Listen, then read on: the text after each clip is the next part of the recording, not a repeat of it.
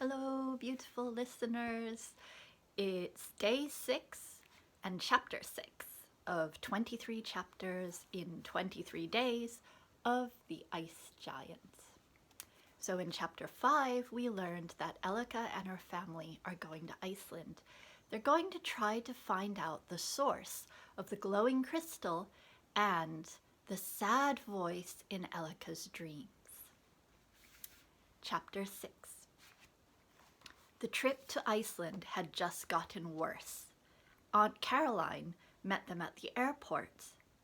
"Aunt Caroline is coming?" Elika exclaimed when she saw her aunt come up to them at check-in with a backpack. "Of course," her mom said.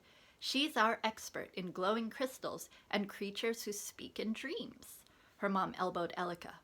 "Shh," Elika said, looking around nervously. She hoped no one heard that strange sentence. "She's not staying with us, is she?" Elika asked. Dad shushed her as Aunt Caroline came near. "Try to be nice," her mom said under her breath. "She's helping you out." But Aunt Caroline didn't seem to be coming just to help Elika out. She seemed genuinely excited to go and talked constantly when they got on the plane. For some reason, she sat right next to Elika. "As a geologist, I can't wait to get there," Aunt Caroline said once they took off. "The rock formations, the glaciers, it's one of the most active volcanic regions on the earth. The geysers!" Aunt Caroline clapped her hands. "As someone who is interested in giants and other creatures," Aunt Caroline said, lowering her voice, "Iceland is the perfect place to go, and I've never been anywhere but Nepal." "Really?" Elika asked, surprised.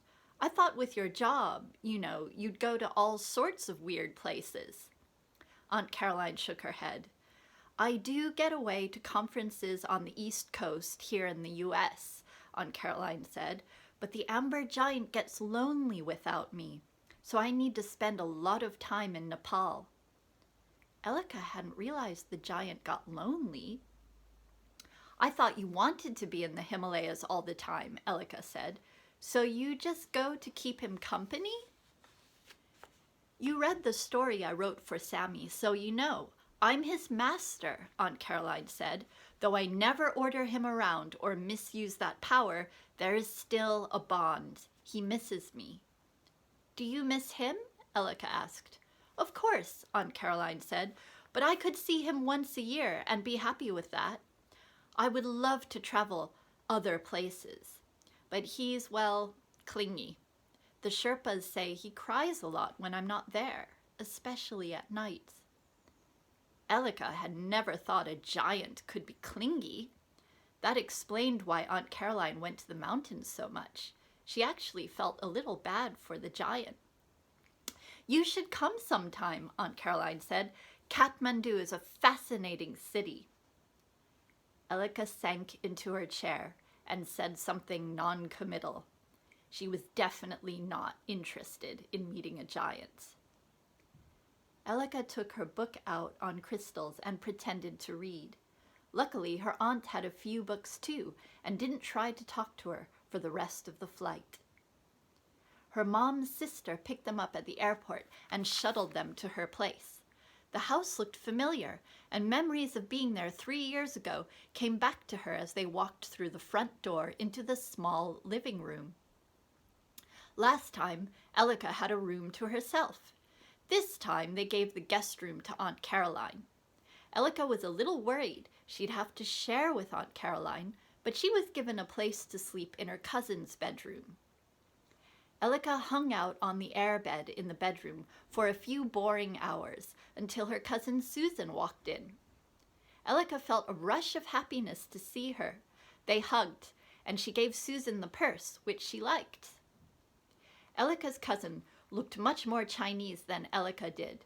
She had straight black hair like Elika, but normal dark brown eyes and normal cheeks, rather than Elika's green eyes and high cheekbones. "You look great," Elika said, and meant it. "You too," Susan said. "What are you doing?" "Listening to a French MP3, Elika said. I'm learning French.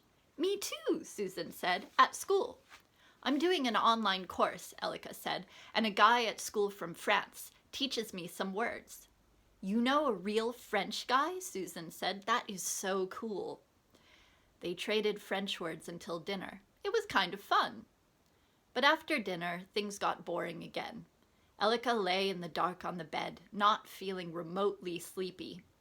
Not only did she not want to have the dream again, she was aware that outside, through the thick blackout curtains, it was daylight. Somehow she knew, and it was too weird for sleep. It took hours of listening to French MP3s, but Elika finally fell asleep. When she woke up, Susan was staring at her. The light was on. "Did you have a nightmare or something?" Susan said. "No," Elika lied. In fact, she had been dreaming about the sad, moaning voice. "You were moaning," Susan said. "I was moaning?" Elika said. "That's weird." "It was weird," Susan said. "I'll try to be more quiet," Elika said. "Please do." Susan flipped off the light and sank back into her bed. Elika lay awake. Her cheeks burned with embarrassment. She didn't want to fall asleep and start moaning again. She stayed awake until morning, vowing not to sleep again until they found whatever it was that was sending her the dream. She wrote "Do not sleep" on her hand. It ended up being one of the harder promises to keep. Okay, I'll see you in the next video for Chapter 7.